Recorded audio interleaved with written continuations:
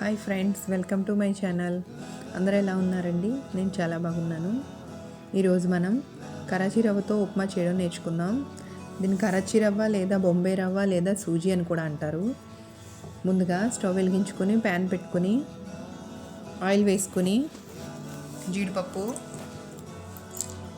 వేరుశనగ గుళ్ళు, ఆవాలు, జీలకర్ర, శనగపప్పు, మినప్పప్పు వేసి బాగా ఫ్రై చేసుకోవాలి.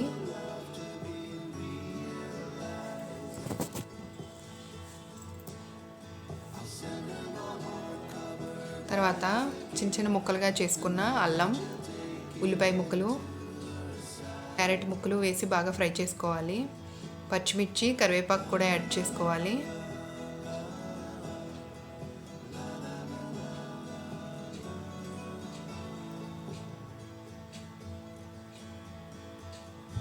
తర్వాత చిన్న ముక్కలుగా తరిగిన టమాటాను కూడా యాడ్ చేసుకోవాలి.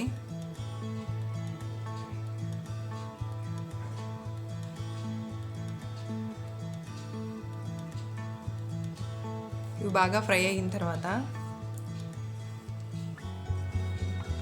తగినన్ని నీళ్ళు వేసుకోవాలి. 1 కప్పు రవ్వకి 2 కప్పులు వాటర్ సరిపోతుందండి. సాల్ట్ కూడా యాడ్ చేసి మూత పెట్టి బాగా మరగనివ్వాలి. వాటర్ బాగా మరిగిన తర్వాత రవ్వను వేసుకొని బాగా ఫ్రై చేసుకోవాలి.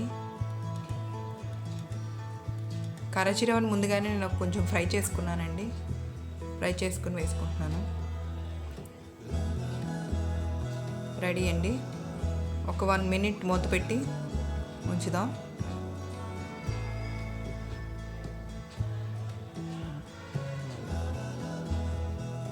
రెడీ అయిందండి. టేస్టీ కరాచీ రవ్వ ఉప్మా రెడీ. ప్లేట్లోకి తీసుకొని సర్వ్ చేసుకుందాం.